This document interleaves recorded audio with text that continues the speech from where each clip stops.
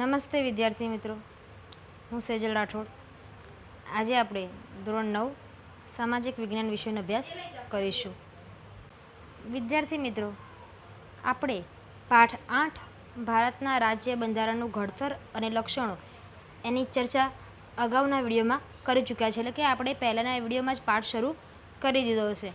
તો આ વિડીયો જોતાં પહેલાં દરેક વિદ્યાર્થીઓએ આગળનો વિડીયો અવશ્ય જોવાનો રહેશે. તો હવે આપણે પાઠ આગળ થોડો શરૂ કરીએ. તો પાઠ 8 ભારતના રાજ્ય બંધારણનું ઘડતર અને લક્ષણો.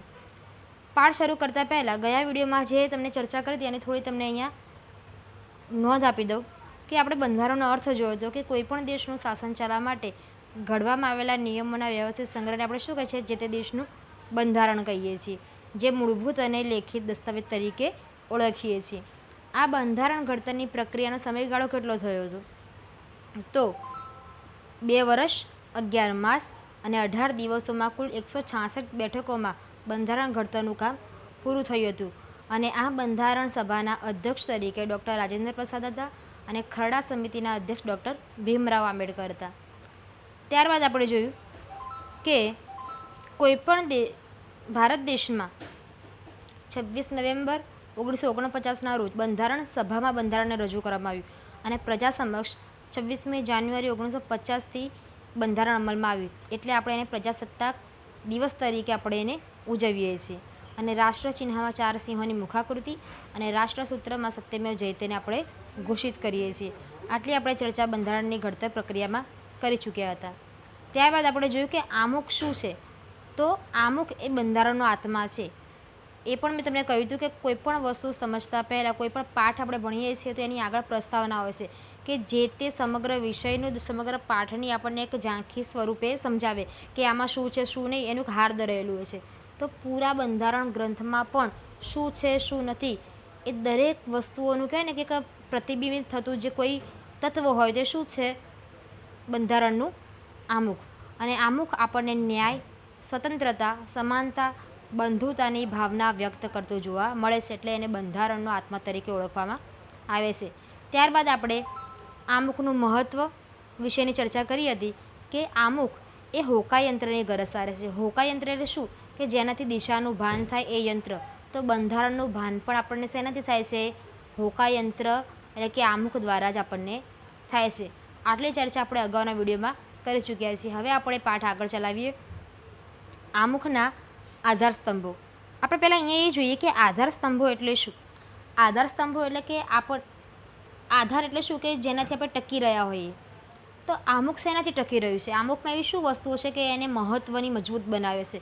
તેવી 3 વસ્તુઓ છે જે આપણે જોવાની છે. એક લોકશાહી, બીજું છે બિનસાંપ્રદાયિક અને ત્રીજું છે સમાજવાદી. આ 3 શબ્દો કે આ 3 મુદ્દાઓ એ આમુખના આધાર સ્તંભો તરીકે આપણે ઓળખીએ છીએ. તો હવે આપણે જોઈએ આમુખના આધાર સ્તંભો. આપણે અગાઉ ચર્ચા કરી કે બંધારણના આમુખમાં અમુક શબ્દો જે હતા કે ભારતના લોકો સાર્વભૌમ, સમાજવાદી, બિનસાંપ્રદાયિક, લોકશાહી, પ્રજાસત્તાક, બંધુતા એટલે કે ભાઈચારો, ન્યાય, સમાનતા, સ્વાતંત્ર્ય, રાષ્ટ્રીય એકતા અને અખંડિતતા વગેરે ભારતના લોકોને આપવામાં આવ્યા છે. બંધારણના આમુખમાં એક આધારરૂપ તત્વો છે જે પૈકી આપણે 3 આધાર સ્તંભો અહીંયા હવે જોઈશું. લોકશાહી એટલે શું? તો આપણે સૌ કોઈ જાણીએ છીએ કે લોકશાહી એટલે શું? લોકોનું, લોકો વડે, લોકો દ્વારા કે લોકો માટે ચાલતું શાસન કે જેમાં સત્તા પ્રજાના હાથમાં હોય એને આપણે લોકશાહી તરીકે ઓળખીએ છીએ. તો એને આપણે હવે વિસ્તૃત રીતે હવે અહીંયા આમુખના આધાર સ્તંભોમાં સમજીશું. તો લોકોના હાથમાં બાગડોર હોય, બધી જવાબદારી હોય. કોઈ એક વર્ગ, એવું નથી કે કોઈ નેતા બની ગયું, કોઈ વડાપ્રધાન હોય એ જ આખા દેશનું સંચાલન કરે પણ એના નિયમો બંધારણને સુસંગત હોય અને બંધારણને એ નેતા આધીન હોય અને લોકોને આધીન હોય તો એને લોકશાહી આપણે કહીએ છીએ. તો આ લોકશાહી એટલે કે ડેમોક્રેસી, શું નામ છે ઇંગ્લિશમાં? ડેમોક્રેસી શબ્દ ક્યાંથી ઉતરી આવ્યો છે અહીંયા નોંધી લેજો દરેક કે લોકશાહી શબ્દ મૂળ ગ્રીક શબ્દ ડેમોસ એટલે કે લોકો અને કાર્ટોસ એટલે કે સત્તામાંથી ઉતરી આવ્યો છે. શું નામ છે? લોકો એટલે કે ડેમોસ અને કાર્ટોસ એટલે કે સત્તા.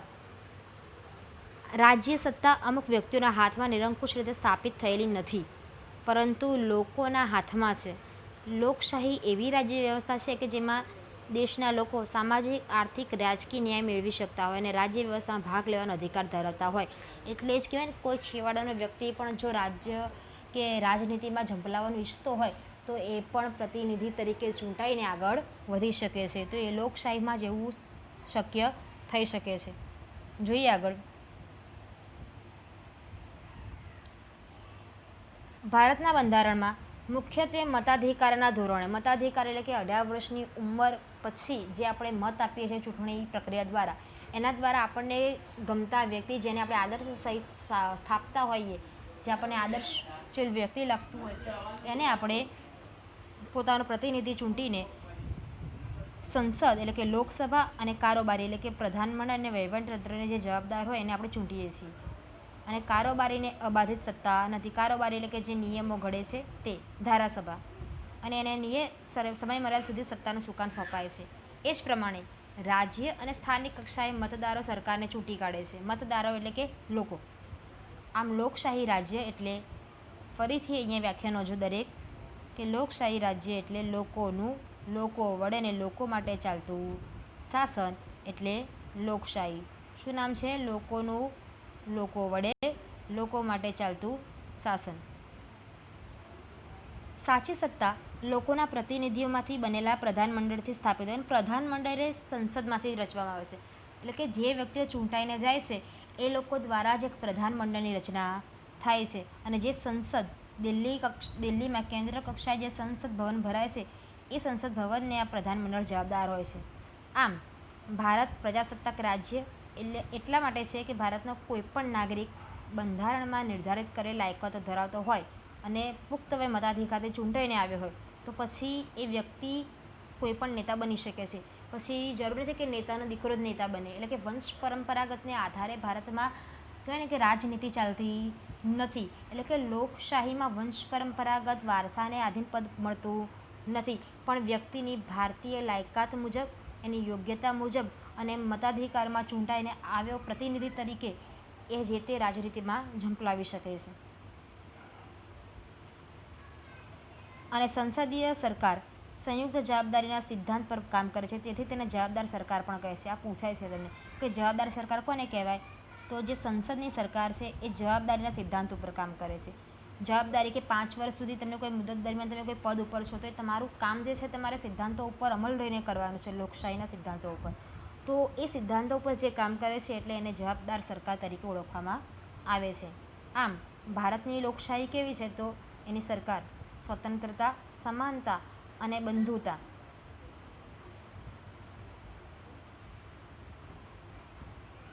અને બંધુતાની ભાવનાને સ્વીકારે છે અને હેતુઓને પૂર્ણ કરવા માટે પણ પ્રયત્નશીલ રહે છે. અને હેતુ અને સ્પષ્ટતા, આ બધી સ્પષ્ટતા જે લોકશાહીની છે આમુખમાં કરવામાં આવી છે. અને ભારતના બંધારણના જે ઘડવૈયાઓ હતા એ લોકોએ સાર્વત્રિક પુખ્ત વય મતાધિકારનો હક આપણને હિંમતપૂર્વક આપીને આપણે એક શ્રદ્ધા આપી છે કે આપણે રાજનીતિના કોઈ નેતા છે કે આપણા રાજનૈતિક દળો ઉપર આપણે વિશ્વાસ મૂકી શકીએ. પુખ્ત વય મતાધિકાર એટલે કે 18 વર્ષ પછી જે મત આપવામાં આવે છે તેનો હક આપણો પોતાનો આપેલો છે. આમ લોકશાહી એ ભારતીય બંધારણમાં મૂળભૂત હક, રાજનીતિના માર્ગદર્શક સિદ્ધાંતો, સંસદ, ધારાસભા, સ્વતંત્ર અને નિષ્પક્ષ ન્યાયતંત્ર અને ચૂંટણી પંચની રચના અને કાર્ય વગેરે જોગવાઈ ભારતની લોકશાહી રાજ્ય તરીકે ઘોષિત કરે છે. પૂછાય છે પ્રશ્ન કે ભારતને કઈ એવી બાબતો છે જે લોકશાહી રાજ્ય તરીકે ઘોષિત કરે છે? તો આ સઘળી એમાં આવશે, એટલે આ મુદ્દો દરેકે નોંધી લેવો કે લોકશાહીમાં ભારતીય બંધારણમાં મૂળભૂત હક, રાજ્યનીતિના માર્ગદર્શક સિદ્ધાંતો, સંસદ, ધારાસભા, નિષ્પક્ષ અને ન્યાયતંત્ર અને ચૂંટણી પંચની રચના અને કાર્યો વગેરે જોગવાઈઓ એટલે કે નિયમો ભારતના લોકશાહી રાજ્ય તરીકે ઘોષિત કરે છે. અને પુખ્ત વય મતાધિકાર એટલે કે યોગ્ય ઉંમરનો મતનો આપણને જે અધિકાર મળ્યો છે એ કોઈપણ જાતિ, જ્ઞાતિ, ધર્મ, ભાષા, લિંગ, શિક્ષણ, આવક કે જન્મસ્થાનના ભેદભાવ કર્યા વિના. એટલે કે એમાં એવું ના હોય કે કોઈ એમ કે તમે મરાઠી ભાષાના છો તો તમે મત આપી શકશો, તમે પંજાબી ભાષાના છો તો નથી આપી શકતા, કે સ્ત્રી છે તો મત આપી શકે, પુરુષ છે તો ન આપી શકે. જાતિ એ છે, આવા કોઈ પ્રકારના ભેદભાવ ના હોય. વ્યક્તિ ગમે તે લિંગ ધરાવતો હોય, ગમે તે જાતિ, ગમે તે ધર્મ કે ગમે તે જગ્યાએ જન્મ્યો હોય ભારતમાં પણ, એ વ્યક્તિ મત આપી શકે છે. અને 18 વર્ષ ઉપરના ઉંમર હોય એ ભારતના કોઈ પણ નાગરિકને મત આપવાનો અધિકાર મળેલો રહે છે. તો આમ ભારતના લોકશાહી રાજ્ય તરીકે કે રાષ્ટ્ર તરીકે ઘોષિત બંધારણે કરેલું છે. હવે આપણે આમુખના આધાર સ્તંભોનો બીજો મુદ્દો જોઈએ, સમાજવાદી.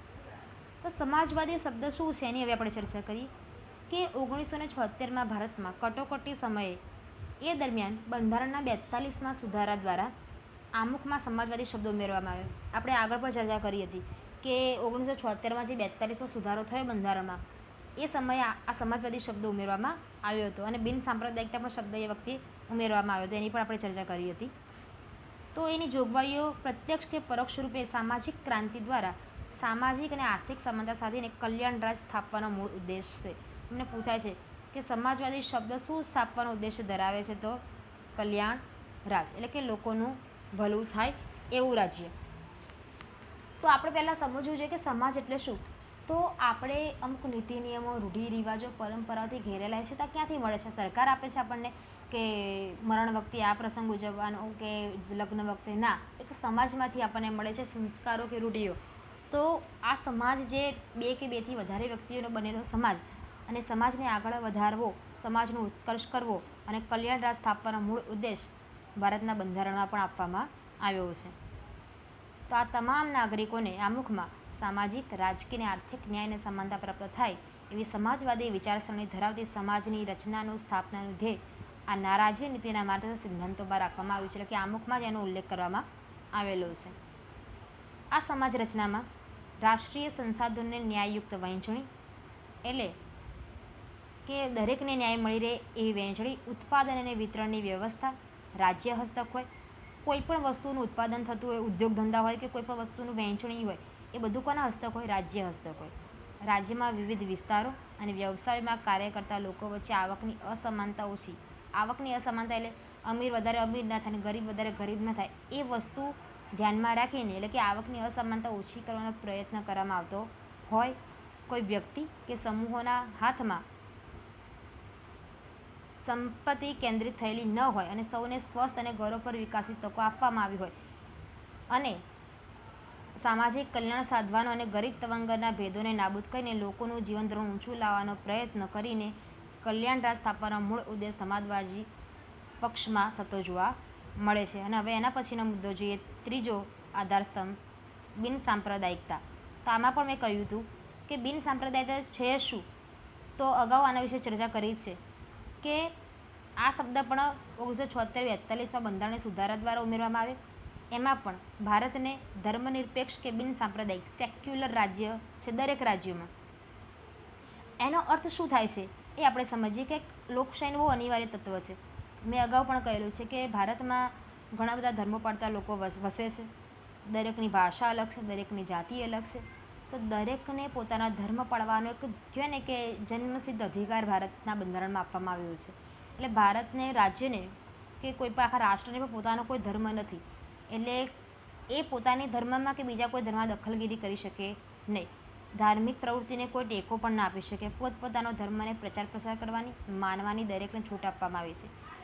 અને કોઈ પણ વ્યક્તિ રાજ્યને કે ગમે તેને ધર્મનિરપેક્ષ પ્રવૃત્તિઓ સાથે ધર્મને જોડી શકશે નહીં. અને કોઈ પણ વ્યક્તિને ધર્મ પાળવાની સ્વતંત્રતા છે. અને ધર્મ તરીકે નાગરિક પ્રત્યે કોઈ ભેદભાવ કરી શકવામાં આવશે નહીં. આમ એ બિન સાંપ્રદાયિકતા પણ બંધારણનું મૂળભૂત અને લોકશાહીનું અનિવાર્ય લક્ષણ ગણવામાં આવે છે. અને સર્વધર્મ સમદ્રષ્ટિ અને સર્વધર્મ સમભાવ આ સિદ્ધાંતને વરેલ પૂછાય છે કે ભારતનું બંધારણ બિન સાંપ્રદાયિકતામાં કયા સિદ્ધાંતને વરેલ છે? તો સર્વધર્મ સમદ્રષ્ટિ અને સર્વધર્મ સમભાવ આ સિદ્ધાંતને વરેલ ભારતનું બંધારણ ધર્મને રાજ્યમાં ઉત્તેજન આપવામાં નહીં આવે.